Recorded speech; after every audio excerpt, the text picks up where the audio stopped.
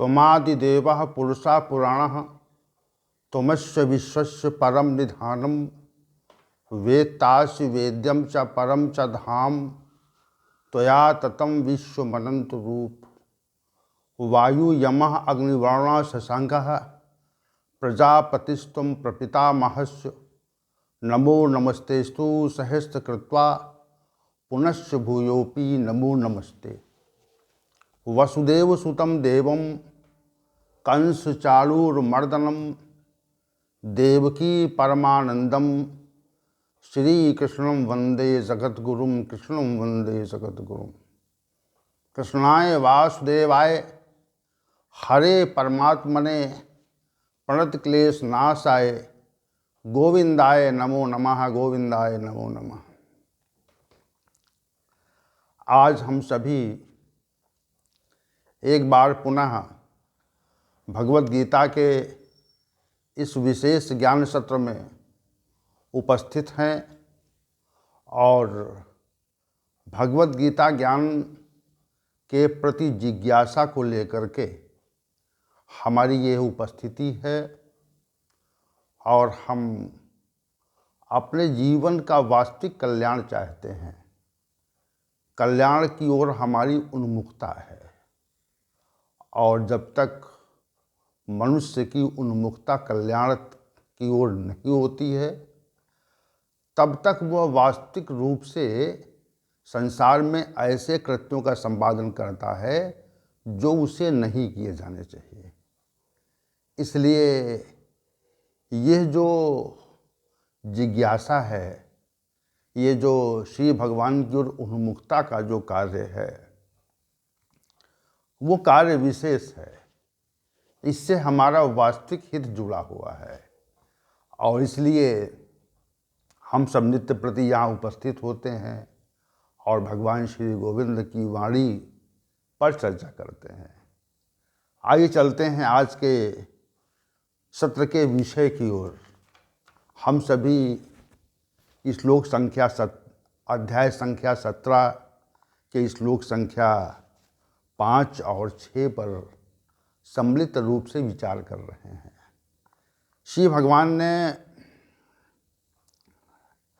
श्लोक संख्या 4 के समापन में ये कहा था कि जो तामसी स्वभाव के मनुष्य होते हैं वे भूत और प्रेत गणों की उपासना करते हैं।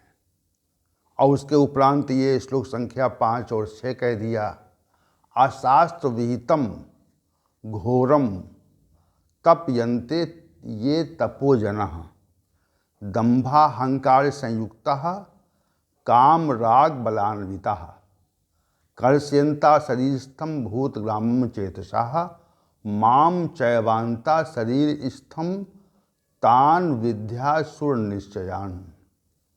हे अर्जुन, जो कोई मनुष्य शास्त्र विधि का परित्याग करके घोर तप को तपते हैं, दंभ और अहंकार से संपन्न होकर के कामना राग और बल तथा अभिमान से भर करके शरीर रूप में स्थित पंच महाभूतों को और अंतःकरण में स्थित मुझको भी कृष्ण करने वाले हैं, कष्ट पहुंचाने वाले हैं, उन अज्ञानियों को तू असुर स्वभाव का निश्चित रूप से समझो।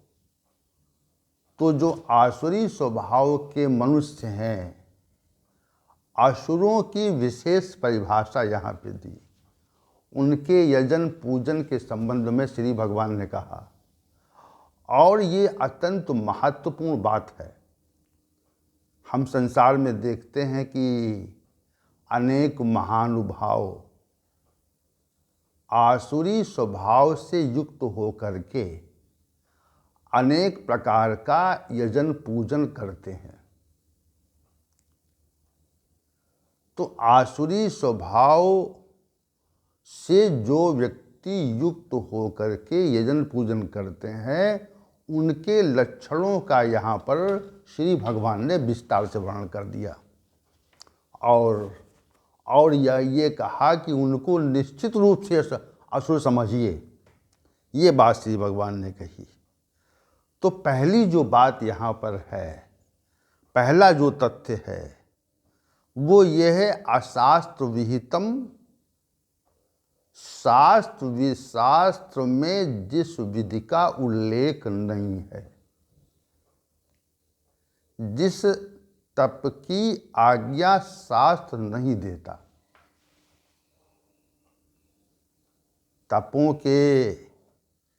तप के संबंध में शास्त्र में अनेक स्थलों पर वर्णन आता है कि आपको कब व्रत रखना है, किस काल में रखना है, और उस व्रत के रखने के पश्चात आपको किस प्रकार किस विधि से पूजा उपासना करनी है और किन नियमों का पालन करना है, किस प्रकार से आपको रहना है। ये संपूर्ण व्यवस्था शास्त्रों में निश्चित रूप से वर्णित की गई और उस व्यवस्था को वर्णित करने के उपरांत शास्त्रों ने तप संबंधी नियमों का विनिश्चय किया और जो जिन तथ्यों को शास्त्र ने आज्ञा दी तो वो वास्तविक रूप से शास्त्र सम्मत हैं और प्रत्येक व्रत की, प्रत्येक तप की, प्रत्येक यज्ञ की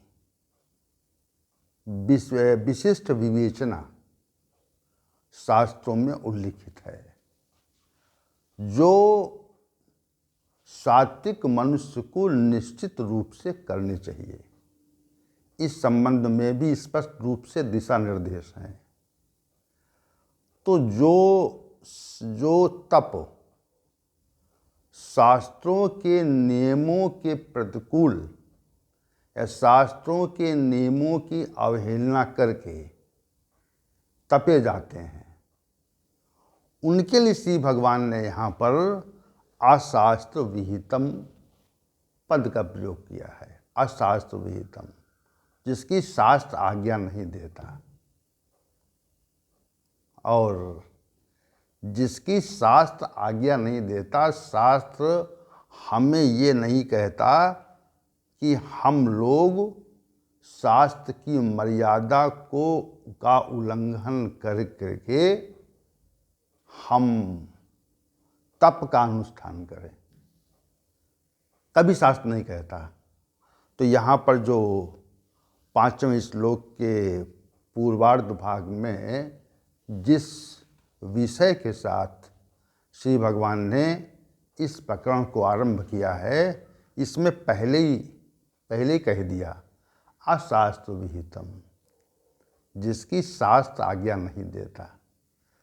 चूँकि शास्त्र में विधियों का विस्तार से वर्णन है और इस स्थान पर उस तथ्य का वर्णन संभव नहीं है, फिर भी ये हमें कुछ संकेत इस संदर्भ में हमें अवश्य देने चाहिए।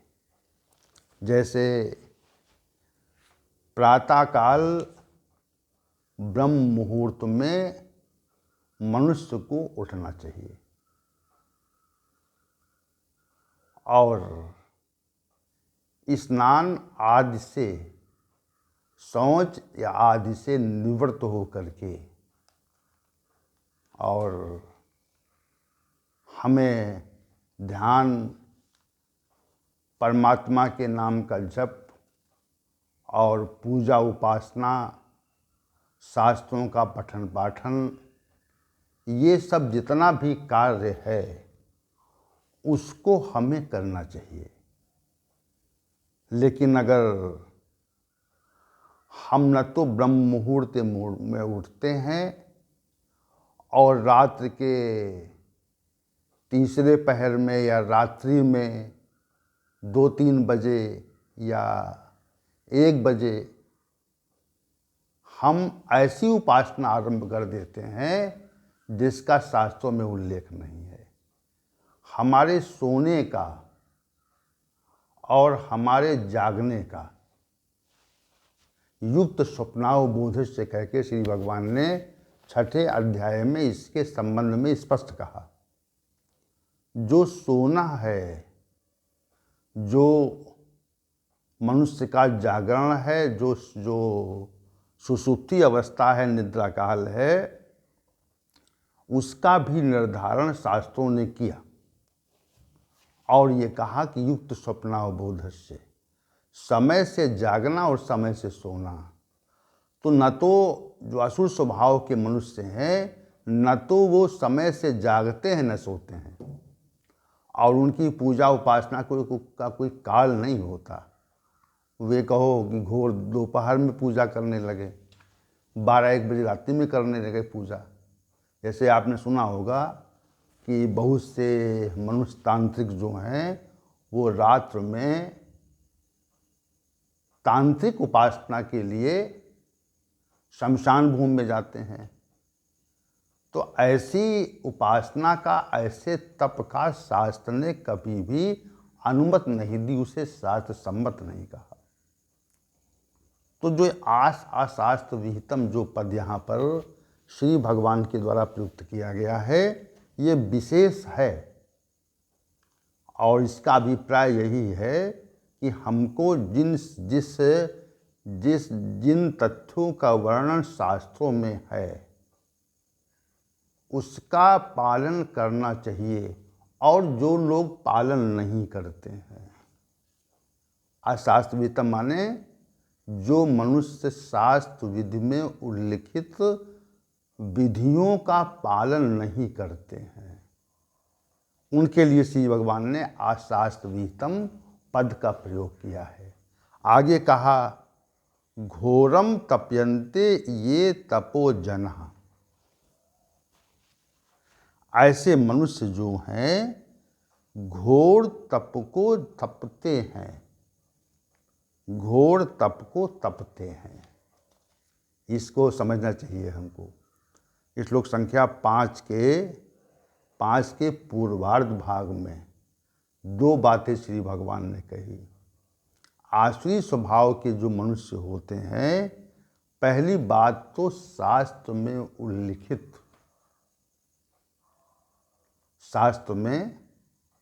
उल्लिखित विधि का अतिक्रमण करते हैं, पहली बात। और दूसरी बात कही श्री भगवान ने, घोर तप को तपते हैं। इसका अभिप्राय क्या है? इसका अभिप्राय ये है कि जो हमारे शरीर की व्यवस्था के अनुकूल न हो।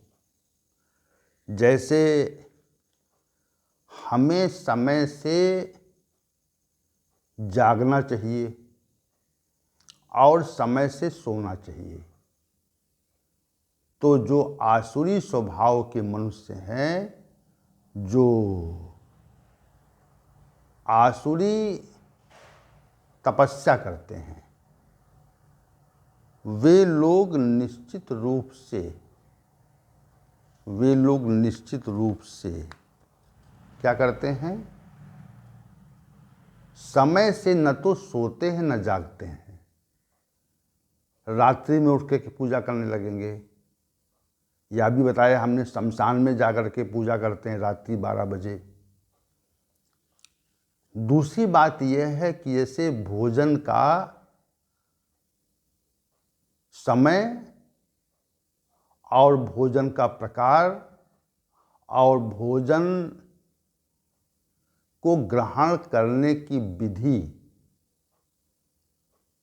समय, सबका उल्लेख आयुर्वेद में किया। क्या हमको भोजन करना है, क्या नहीं करना है, किस समय करना है, कितनी मात्रा में करना है। तो इन सब तथ्यों पर आयुर्वेद रूपी शास्त्र ने प्रकाश डाला। कब हमें जल ग्रहण करना है, तो आयुर्वेद ने इन सब तथ्यों पर विस्तार से प्रकाश डाला। और जो घोर तप तपते हैं वे भोजन छोड़ देते हैं, जल नहीं पीते हैं। या बहुत से मनुष्यों को आपने देखा होगा कि गर्मी के समय जब सूर्य का तापक्रम बहुत अधिक होता है तो उस धूप में बैठ करके पूजा उपासना का ढोंग करते हैं। या बहुत लोगों से को आपने देखा होगा कि अपने आसपास अपने एक घेरे में अग्नि जला लेते हैं और उसके मध्य बैठ जाते हैं। तो ये कोई तप नहीं है। भोजन का परित्याग करना, बहुत अधिक गर्मी में बैठ जाना, पूजा उपासना करना, या एक घेरे में अग्नि जला करके उसके मध्य बैठ जाना, या अपने शरीर को किसी विशेष मुद्रा में बहुत देर तक, जैसे बहुत लोग उल्टे खड़े हो जाते हैं और वो दिखाते हैं कि हमारे अंदर जो है वह उल्टे खड़े होने की क्षमता है, या किसी वृक्ष में जाके टंग जाते हैं, अपने को बांध लेते हैं।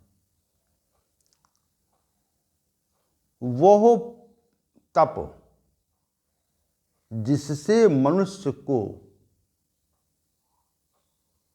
के शरीर में कष्ट की उत्पत्ति हो जाए।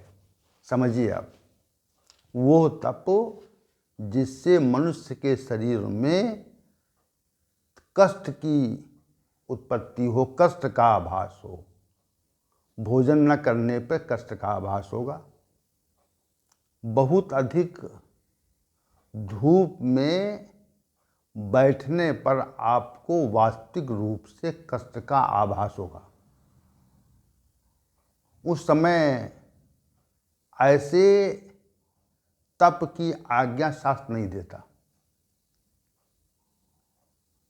अग्नि जला करके उसके मध्य बैठ जाना, इसमें भी कष्ट का आभास होगा आपको कि आग की जो तपन है, आग का जो प्रभाव है, वह आपके शरीर पर विशेष प्रकार से पड़ेगा और आपको कष्ट का आभास होगा। तो ये भी घोर तप है। आप किसी विशेष मुद्रा में कहीं बैठ जाएं, या उल्टे खड़े हो जाएं, या कहीं पर टंग जाएं, तो उससे भी आपको कष्ट का आभास होगा। जहाँ पर आपको कष्ट का आभास हो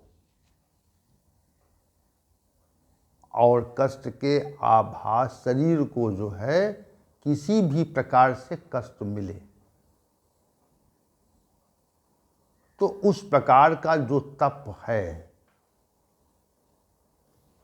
वह निश्चित रूप से आसुरी स्वभाव के मनुष्य करते हैं।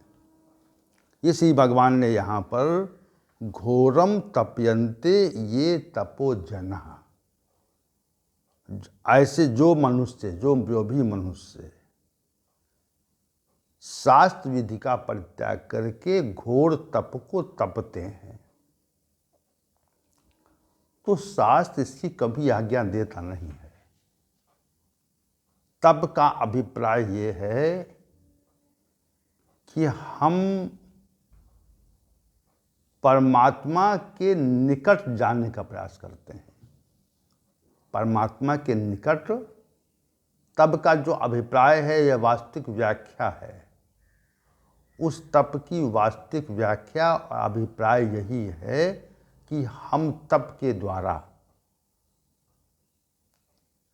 अपनी इंद्रियों को विषयों से पृथक करते हैं। क्या करते हैं?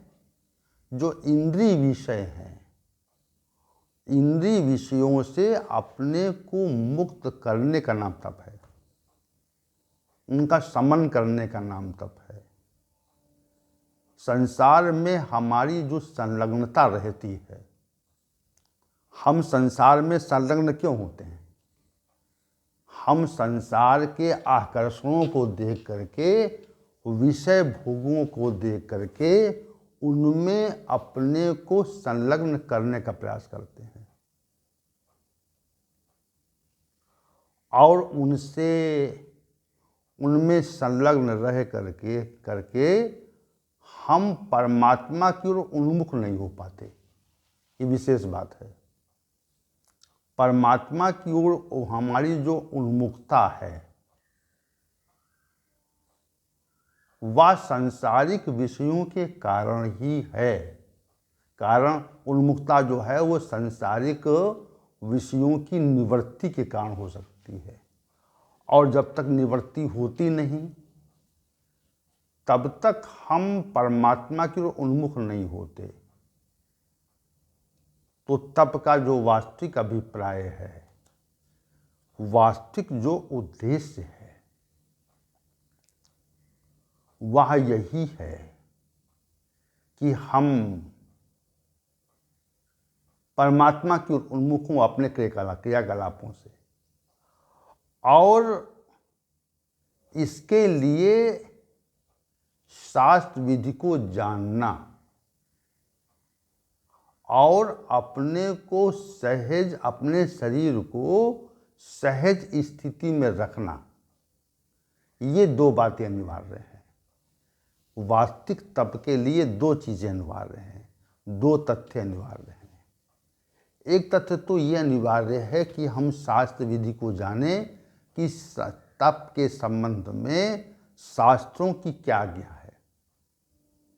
दूसरी तथ्य ये है कि हम अपने को सहज रख करके हम सहजतापूर्ण स्थिति में रह करके सहज रहेंगे। हम हमारे शरीर को कोई कष्ट न हो, हमारे शरीर को कोई कष्ट न हो। और देखिए, जब ध्यान किया जाता है, परमात्मा का ध्यान किया जाता है, तो ध्यान की अवस्था में हम शरीर को सामान्य रखने का प्रयास करते हैं। अगर मान लिया शरीर के किसी भाग में पीड़ा हो रही है, दर्द है, तो हमारा जो ध्यान है वह उस पीड़ा की ओर जाएगा, दर्द की ओर जाएगा, और हम वास्तविक ध्यान से विमुख हो जाएंगे। ये एक सामान्य बात है जो हमारे अनुभव में है कि अगर कहीं पीड़ा हो रही है और कोई व्यक्ति कहे कि आप पूजा उपासना करो, तो पीड़ा के चलते पूजा उपासना में निश्चित रूप से बाधा आती है। और ये तथ्य जो है वह हमारी सबकी सज्ञानता में है, इसको हम सब जानते हैं। तो जो घोर तप है, जैसे कोई व्यक्ति सूर्य के बढ़े हुए तापक्रम में, सूर्य के बढ़े हुए तापक्रम में धूप में बैठ जाए, तो उसके शरीर में जो सहजता है तप के लिए, वह स्वतः ही समाप्त हो जाएगी। उसमें सहजता रहेगी नहीं। वह अपने शरीर के कष्ट के प्रति निश्चित रूप से उधर उन्मुख होगा। उसका बार बार उसका जो ध्यान है वह शरीर के कष्ट की ओर जाएगा। ये सामान्य बात है। ये जो तथ्य हमने बताया है ये एक निश्चित तथ्य है। जैसे कोई अग्नि जला ले, अग्नि जला करके उसके बीच बैठ जाए तो अग्नि की तपन से मनुष्य निश्चित रूप से असमान स्थिति में रहेगा, क्योंकि तपन ज़्यादा है ना, अधिक है। और जैसे शरीर जला जा रहा हो, तो ऐसी स्थिति में हम परमात्मा का ध्यान कैसे कर सकते हैं? हम परमात्मा का ध्यान कैसे कर सकते हैं, ये बात निश्चित रूप से हमको समझनी चाहिए। ये जो यहाँ पे पद श्री भगवान ने कहा है कि घोरम तप्यन्ते ये तपोजना, जो लोग घोर तप का अनुष्ठान करते हैं इस प्रकार से कि वह आग जला के उसके बीच बैठ जाएं, अंदर बैठ जाएं, तो वहाँ पर तो असामान्य स्थिति उत्पन्न हो जाएगी ना। तो वहाँ परमात्मा का ध्यान कहाँ होगा? हो भी नहीं सकता। परमात्मा का ध्यान वहाँ हो ही नहीं सकता, क्योंकि शरीर में कष्ट है। या हम अपने शरीर को उल्टा टांग दें तो हम शरीर के का संतुलन बनाने में ही लगे रहेंगे, ध्यान कहाँ रहेगा? तो विशेष जो तप है, वैसे तो शास्त्रों ने ये कहा कि जो विषय हैं, इंद्रिय विषय हैं, जिनमें मनुष्य की स्वाभाविक प्रवृत्ति रहती है, जिधर मनुष्य उन्मुख रहता है अपने जीवन काल में, उनसे निवृत्त करने का नाम तप है। लेकिन इतना ही पर्याप्त नहीं है, तप की इतनी परिभाषा पर्याप्त नहीं है। तप की इतनी परिभाषा पर्याप्त है कि हम अपने को सांसारिक विषय से मुक्त करें।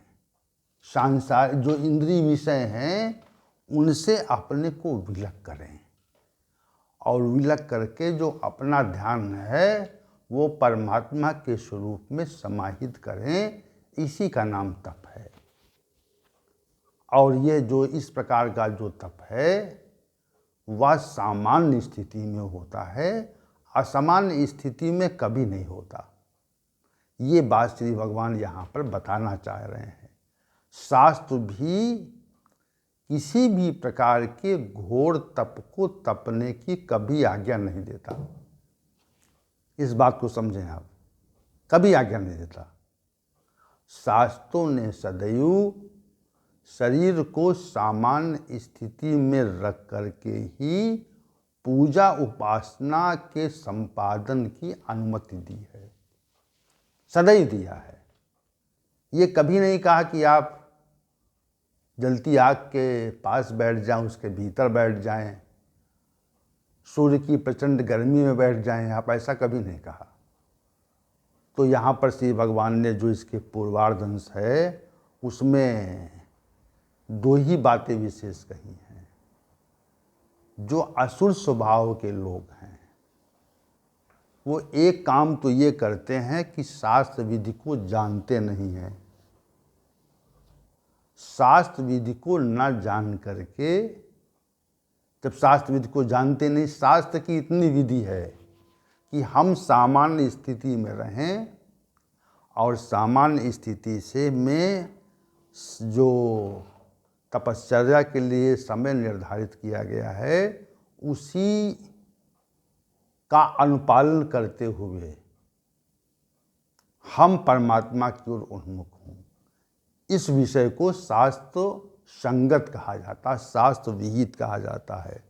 और अशास्त्र विहित वह है कि हम ऐसे तप का अनुष्ठान करें जो घोर हैं, जो शरीर को वास्तविक रूप से कष्ट देते हैं। ऐसे तप की शास्त्र ने कभी आज्ञा नहीं दी।